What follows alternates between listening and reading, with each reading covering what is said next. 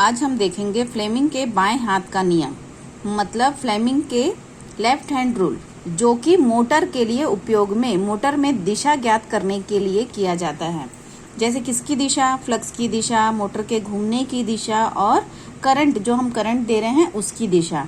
देखिए, फ्लेमिंग के बाएं हाथ के नियम के अनुसार जब एक मैग्नेट है, मैग्नेट के दो पोल हैं, एन पोल और एस पोल, तो इसके बीच में मैग्नेटिक फील्ड बनेगा जो कि एन से एस की ओर प्रवाहित होगा। ठीक है, तो एन से एस की ओर प्रवाहित होगा।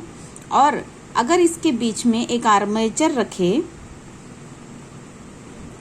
रखते हैं जिसमें कॉइल लपेटा हुआ है और सप्लाई दे रहे हैं, तो क्या होता है, देखिए, एन पोल एस पोल, इन दोनों के बीच में एक मैग्नेटिक फील्ड बनेगा, एन एस के बीच में एक मैग्नेटिक फील्ड बनेगा। और जो हम सप्लाई दे रहे हैं, सप्लाई जब देते हैं तो इलेक्ट्रॉन फ्लो होते हैं, तो इस इलेक्ट्रॉन में भी एक मैग्नेटिक फील्ड उत्पन्न होता है, मतलब सप्लाई का भी एक मैग्नेटिक फील्ड बनेगा। तो दो प्रकार के यहाँ मैग्नेटिक फील्ड बनेंगे जिसके कारण ये घूमने लगता है। अब हमें ये ज्ञात करना है कि ये घुमाव की दिशा क्या है, करंट की दिशा क्या है और फ्लक्स की दिशा क्या है।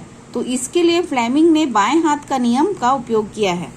अगर हम बाएं हाथ को इस प्रकार रखें, तीनों उंगलियां, जैसे आपकी मध्यमा हो गई, तर्जनी हो गई और अंगूठा हो गया, तीनों को अगर 90 डिग्री एंगल पे रखें तो जो तर्जनी है वो किसकी दिशा को बताती है, फ्लक्स की दिशा को। देखिए, आप ऐसे अगर देख रहे हैं तो ये फ्लक्स की दिशा तर्जनी बता रही है। तो तर्जनी क्या बता रही है, डायरेक्शन ऑफ फ्लक्स, मतलब फ्लक्स की दिशा को बताएगी।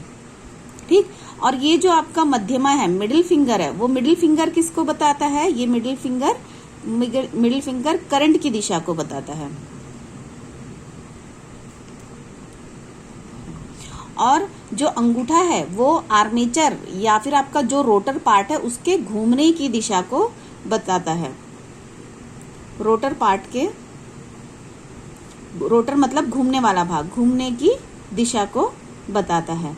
इस प्रकार फ्लेमिंग के बाएं हाथ के नियम से जो मोटर के लिए यूज किया जाता है, उससे हम रोटर के घूमने की दिशा, फ्लक्स की दिशा और करंट की दिशा को ज्ञात कर सकते हैं।